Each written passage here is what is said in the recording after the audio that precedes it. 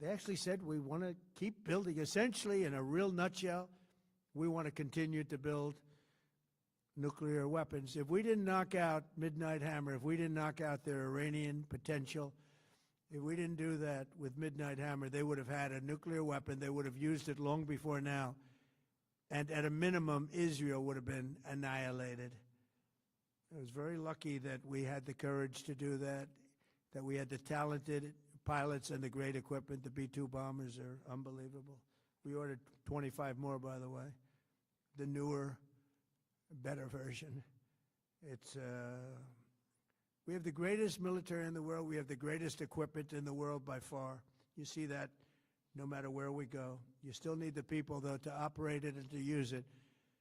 And those are the people that we cherish. Even after we obliterated their key nuclear sites in Operation Midnight Hammer, they never negotiated in good faith. They still continued to say, we want to build nuclear. We want enrichment at levels that were unacceptable. And they even turned down an offer for unlimited free nuclear fuel forever for civilian purposes. We had people offering them free nuclear fuel. They weren't interested in that because they wanted to build a nuclear weapon. So instead, the regime was trying to reconstitute its weapons program at a different site.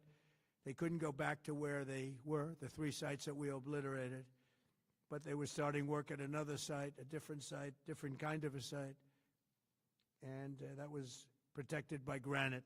They wanted it protected. Granite's pretty good, but they wanted it protected by a lot deeper. They wanted to go a lot deeper, and they started the process while rapidly building conventional ballistic missiles. They were going to do it all at the same time. It threatened our overseas bases and soon could have reached even our homeland. The regime's intention was to use this exponentially growing ballistic missile threat to make it virtually impossible to prevent them from obtaining a nuclear weapon. So as you probably saw, they had a tremendous number of missiles, most of which are now being used or destroyed, and very unsuccessfully used because we have been able, for the most part, to shoot them all down. What incredible technology. The Patriots have been unbelievable, and other things. And the laser technology that we have now is incredible. It's coming out pretty soon. Where literally lasers will do the work of, at a lot less cost, do the work of what the Patriots are doing or what other things are doing. The situation was very quickly approaching the point of no return, and the United States found it intolerable, in my opinion, based on what Steve and Jared and Pete and others were telling me, Marco, so involved, that I thought that they were going to attack us. I thought they would, if we didn't do this at the time we did it, I think they had in mind to attack us. And if you notice, they did something which was very foolish, very stupid, I would say. They attacked their neighbors. And their neighbors were largely neutral, or at least weren't going to be involved, and they got attacked. And it had the reverse effect. The neighbors came onto our side and started attacking them, and actually quite successfully. If you look at Saudi Arabia, you look at UAE, Qatar, and others, but they were strong and they were smart, but they got attacked. Nobody, when I first heard it, I said, no, somebody made a mistake. There was no mistake. UAE had over 1,000 missiles shot at it, knocked them almost all down. On the very first day I came down the escalator in 2015, I said, quote, I will stop Iran from getting nuclear weapons, and all I'm doing is keeping my promise. Think of that. That was in 2015 I said it. It was a threat then and a much bigger threat now, but no longer a threat, not for a long time anyway. We want to keep it that way. As we continue Operation Epic Fury, we're also focused on keeping energy and oil flowing to the world, and I will not allow a terrorist regime to hold the world hostage and attempt to stop the globe's oil supply, and if Iran does anything to do that, they'll get hit at a much, much harder level. I will take out those targets that were easy and that I mentioned just before. We'll take them out so quickly, they'll never be able to recover, ever. If they want to play that game, they better not play that game. In the long run, oil supplies will be dramatically more secure without the threat of Iranian ships, drones, missiles, nuclear menace, or anything. So the Strait of Hormuz is going to remain safe. We have a lot of Navy ships there. We have the best equipment in the world, inspecting for mines. Again, most of their ships are down at the bottom of the sea, but we will hit them so hard that it will not be possible for them or anybody else helping them to ever recover that section of the world if they do anything. In recent years, the regime and its terror proxies have launched attacks on hundreds of commercial vessels. We're putting an end to all of this threat once and for all, and the result will be lower oil prices, oil and gas prices for American families. We've done that. We've done it. We brought it very low. This was just an excursion into something that had to be done. We're getting very close to finishing that, too. In the meantime, during this brief disruption, the United States is offering political risk insurance to any tankers operating in the Gulf. So we're putting up risk insurance. We'll perhaps go alongside of them for protection. We don't think it'll be necessary. If it is, and if they do anything, the price will be incalculable. It will be so great that they will have wished they never did it, because you have to keep the straits flowing. With all of that, it affects other countries much more than it does the United States. It doesn't really affect us. We have so much oil. We have tremendous oil and gas, much more than we need. We have Venezuela now as our new partner, great partner. They've worked out so wonderful. We're working with the administration, the president, and it's a massive source of oil, gas, everything. But we're in a very good position, but very unfair to other parts of the world, like China as an example. I mean, we're doing this for the other parts of the world, including countries like China. They get a lot of their oil through the straits. So we're doing this. We have a very good relationship with President Xi in China. I'm going there in a short period of time, and we're protecting the world from what these lunatics are trying to do, and very successfully, I might add. We're also waiving certain oil-related sanctions to reduce prices. So we have sanctions on some countries. We're going to take those sanctions off till this straightens out. Then who knows, maybe we won't have to put them on. There'll be so much peace. But when the time comes, the U.S. Navy and its partners will escort tankers through the strait if needed. I hope it's not going to be needed, but if it's needed, we'll escort them right through. And we have the greatest mine-sweeping ability. We have the greatest ships, and all of the, we know exactly where they're placed. We'll get them out of there very fast, but we hope we don't have any of that. And again, if they do that, if they play that game, we're going to hit them at a level that they have not seen before. So we're winning very decisively. We're way ahead of schedule. Our military is the greatest in the world, with the greatest equipment and the greatest people in the world. Nobody's ever seen anything like it. Iran's a very powerful country. They were going to take over the Middle East. If we did not hit them, they were going to take over the Middle East. They had thousands and thousands since their last hit. They had thousands and thousands of missiles and everything else. Most are now destroyed. But they were going to take over the Middle East. Those weapons were aimed at Middle Eastern countries that had nothing to do with this. They were going to take over the Middle East, and they were going to try and destroy Israel. So we stopped it with good timing, and we're very proud to be involved in this, and it's going to be ended soon. And if it starts up again, they'll be hit even harder. Thank you very much for being here. Go ahead. Any questions? Thank you so much. Go ahead. Do you approve of Iran's new supreme leader? And secondly, can you tell us more about your call with Russian President Vladimir Putin today? Yes. What did you discuss? Yes, I had a very good call with President Putin. We had a lot of people on the line from our side, from his side. We were talking about Ukraine, which is just a never-ending fight. And look, there's tremendous hatred between President Putin and President Zelensky. They can't seem to get it together. But I think it was a positive call on that subject. And we obviously talked then about the Middle East. And he wants to be helpful. I said, you could be more helpful by getting the Ukraine-Russia war over with. That would be more helpful. But we had a very good talk, and he wants to be very constructive. Yeah, please. Yeah, please. Thank you, Mr. President. On Iran, you called it an excursion. You said it would be over soon. Are you thinking this week it will be over? No, Are you talking but soon. about days? I think soon. Okay, and with respect Very to... soon. Look, everything they have is gone, including their leadership. In fact, there are two levels of leadership, and even actually, as it turns out, more than that. But two levels of leadership are gone.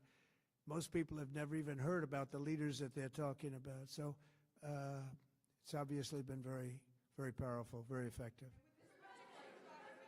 To Cuba, you said that Cuba wants to make a deal. Yes. What would the United States get in return for that, and why should Americans trust Marco Rubio to negotiate it? Well, Marco Rubio is doing a great job. I think he's going to go down as the greatest Secretary of State in history. Look at what we've done as a presidency. Look at what we've done as an administration. They trust Marco, and so do the American people trust. He's been successful no matter where he's been. He also speaks the language, which is always nice and always helpful. But he's dealing, and it may be a friendly takeover. It may not be a friendly takeover. It wouldn't matter, because they're down to, as they say, fumes. They have no energy. They have no money. They're in deep trouble on a humanitarian basis. And we don't want to see that, but they were very, very bad to a lot of people, as you know, and a lot of people living on the Cuban-American vote, which I got at record levels. Very important. Those people are very important to me. I know what they went through. They went through hell. Some of them have gone on to be some of the most successful people in the country. Cuban-American business people, some of them are like the most successful in the country. And a lot of them are friends of mine, because I've been fighting this battle with them for a long time. The Castro regime was brutal, but they lived off Venezuela. Now they don't live off Venezuela. Sends them no energy, no fuel, no oil, no money, no nothing. They lived without Venezuela. They couldn't have made it, and we cut them off from everything else. So, yeah, they're going to make either a deal, or we'll do it just as easy anyway. Yeah. Please, go ahead.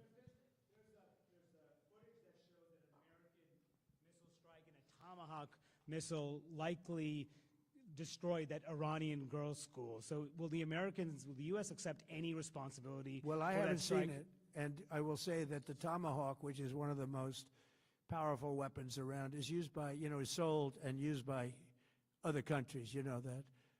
And whether it's Iran, who also has some Tomahawks, I wish they had more, but whether it's Iran or somebody else, the fact that a Tomahawk is very generic. It's sold to other countries, but that's being investigated right now.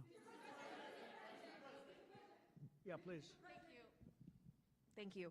Mr. President, you've said the war is, quote, very complete, but your defense secretary says this is just the beginning. So which is it, and how long should Americans be prepared Well, I think for you could this war say to it last both. for? The beginning, it's the beginning of building a new country, but they have no Navy, they have no Air Force, they have no anti-aircraft equipment. It's all been blown up. They have no radar, they have no telecommunications, and they have no leadership. It's all gone. So, you could look at that statement. We could call it a tremendous success right now as we leave here. I could call it, or we could go further, and we're going to go further. But the big risk on that war has been over for 3 days. We wiped them out in the first 2 days. When you think about it, it's incredible. We wiped out a big Navy, very powerful Navy. These were ships. These were serious ships. These were ships that you buy when you want to win battles. They're all on the bottom floor. The sailors are all running off their ships. They refuse to get on the ships. The Air Force is gone. Everything's gone. The missiles are down to a trickle. The drones are down to probably 25%, and they'll soon be down to nothing. We'll have where they manufactured the drones are under fire as we speak. They're being hit. So the rest is going to be a determination as to my attitude, along with the people in the Trump administration, what we want to do. Thank you. Yeah, please. Can I ask you, you mentioned you were going to waive certain additional waivers or sanctions. Can you talk a little bit more about that and address in particular? Well, are we're you looking to considering keep the measures oil prices down. We went artificially up because of this excursion into a very positive thing. I mean, this was an excursion that a lot of people wouldn't have done. I knew oil prices would go up if I did this, and they've gone up probably less than I thought they'd go up. But I don't think anybody thought we were going to be this quickly successful. This was a military success, the likes of which people haven't seen. We have the best military. We have the best equipment. We have, I believe, the best generals. We have the best. And this went very quickly.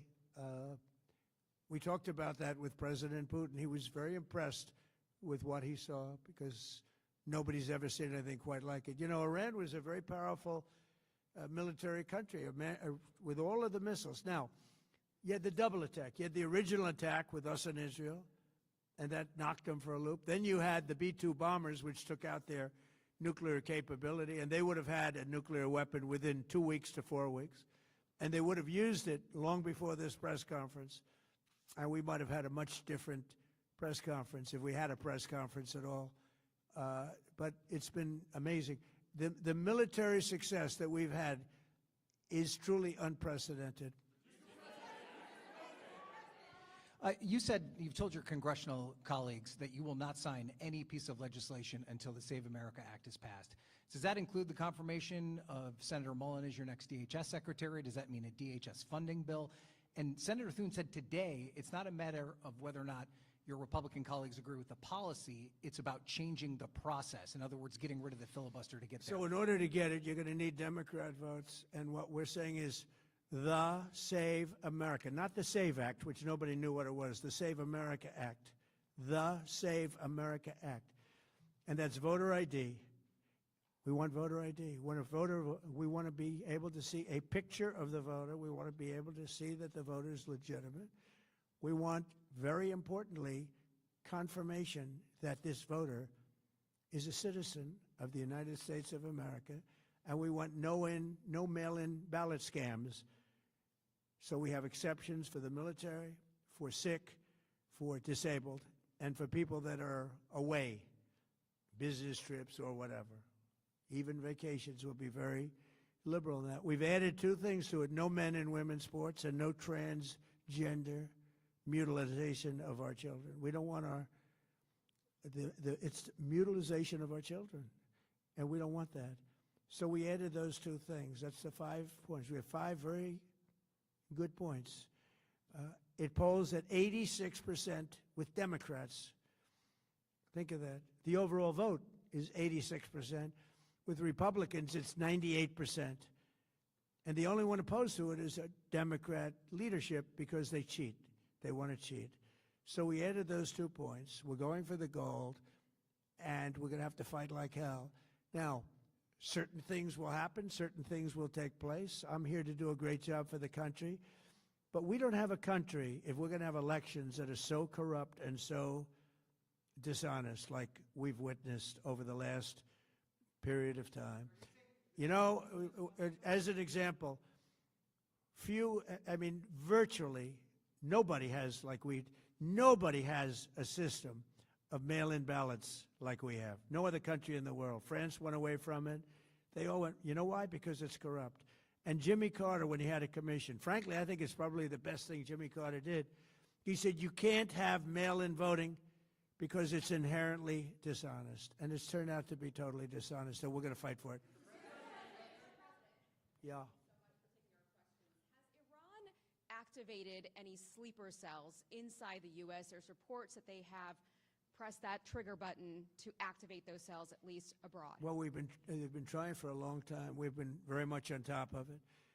One of the things we have to do is get the Democrats to stop the Democrat shutdown, because, as you know, the apparatus that looks into that, Schumer and the Democrats have shut it down, which tells you they probably hate our country a lot. But the Democrats have to open that up. But we've got very, very good intelligence into that. We know a lot of different things that have happened that have been very bad.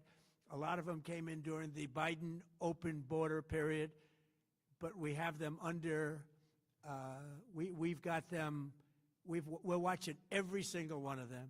Yeah, we know a lot about them. The biggest problem we have is the Democrat shutdown. We know a lot about them, but the shutdown doesn't allow us to do what we have to do.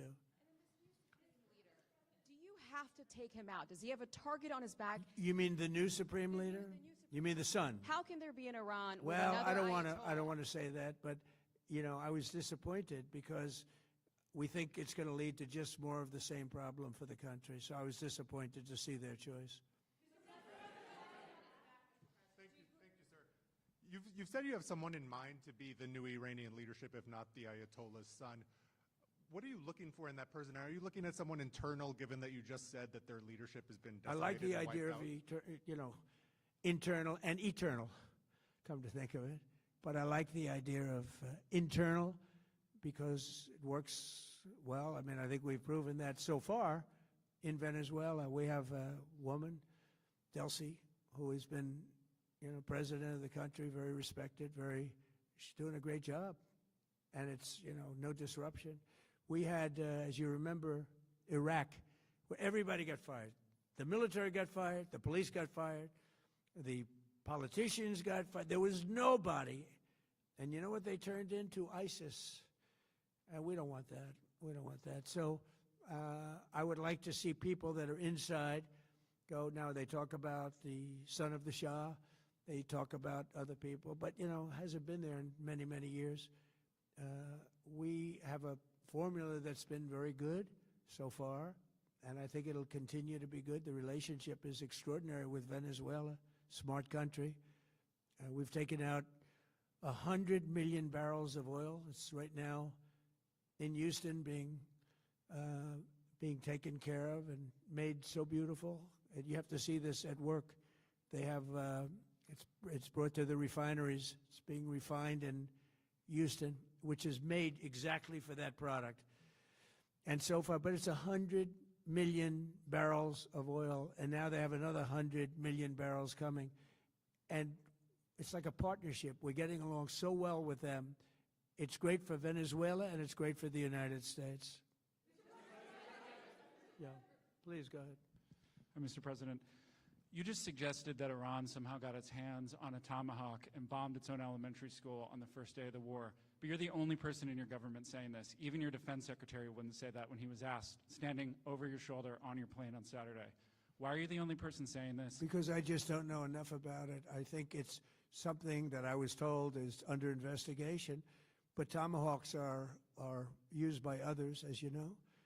Numerous other nations have tomahawks. They buy them from us. But I will certainly, whatever the report shows, I'm willing to live with that report. Yeah, please. You said earlier that we've already won in many ways, but we haven't won enough. What do you consider enough? What's your baseline? Where they're for this not going to conflict? be starting the following day to develop a nuclear weapon. Where they'll look at that man and some other people from the administration and say, all right, we're not going to do it. They were not willing to say that. And when Steve called up and he said that to me, I said, well, here we go. Let's do it the hard way. But the hard way, I think, is probably the easy way. When basically I can see that they will no longer have any capacity whatsoever for a very long period of time of developing weaponry that could be used against the United States, Israel, or any of our allies. We have great allies in the Middle East, great countries that are allies. And they were staying out of it until they got hit. Someday they'll have to do a story. Why did he do that? Why did they do that? But they were going to hit them. If I didn't hit them first, they were going to hit our allies first.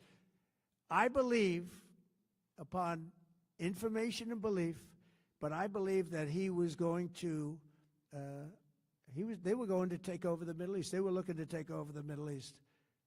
Now, had Operation Midnight Hammer not taken place, that was definite, because they would have had a nuclear weapon within a matter of weeks. But that took place. That was a setback. But look at the number of missiles they were able to buy and make over the last 6 months. And those missiles were aimed at various countries. And when you look at over 1,000 missiles shot at like UAE, They were looking to take over the Middle East. We got there first. We're lucky. I'll tell you what, the Middle East and those countries, very rich countries, are very lucky that I was president instead of somebody else.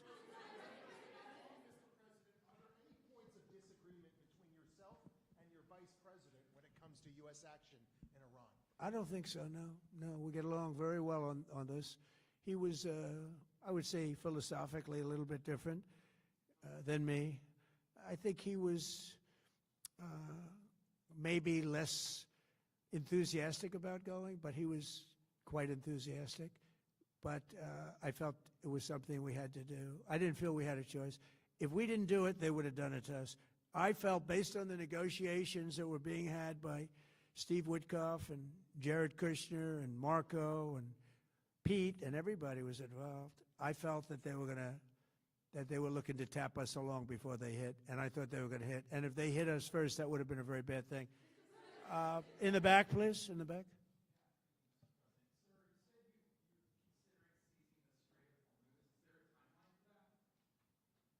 About the Strait, you mean? Yeah, well, I want to keep it open. I want to keep it good. You know, it doesn't pertain to us so much as it does to China. We're really helping China here and other countries because they get a lot of their energy from the Straits. But, hey, look, we have a good relationship with China. It's my honor to do it. Yeah. Supreme Leader, you have called him an unacceptable choice. So does he have a target on his back, and how can you say I don't want to say whether or not he does because that would be inappropriate. But, hey, look, I had a target on my back because, as you people wrote pretty well, they caught the assassin that was after me. So we just got them first, but they caught the assassin. They have him now in custody that was after me. So, you know, but people don't like to mention that, but they did catch him. And I'd like to congratulate our military, Secret Service, FBI, all of the people that worked on that, but they did. Yeah, please. Go ahead. No, go ahead, please. Thank you, Mr. President. You promised the Iranian people you would help them, but it sounds like you're willing to end this fight after your military objectives have wrapped up. Isn't that a betrayal of the Will I people? help them? I'd like to, if they can behave, but they've been very menacing. You know, they're great people. They have an amazing population. It's amazing, smart, brilliant, energetic. They have a great, I'd love to help them, but they have to be in a system that allows them to be helped. And right now they're in a system that only allows failure. And I don't want that. And I want a system that's not going to be attacking us. We want a system that can lead to many years of peace. And if we can't have that, we might as well get it over with right now. Yeah, please. Mr. President, as of today, there have been 8 U.S. military fatalities associated with the war in Iran. How many American deaths are you willing to have in this war? Well, as I said before, when you have conflicts like this, you always have death. And I was at Dover yesterday. I met the parents, and they were unbelievable people. They were unbelievable people, but they all had one thing in common. They said to me one thing, every single one: finish the job, sir. Please finish the job. And I'll leave you at that. Thank you very much, everybody. Thank you.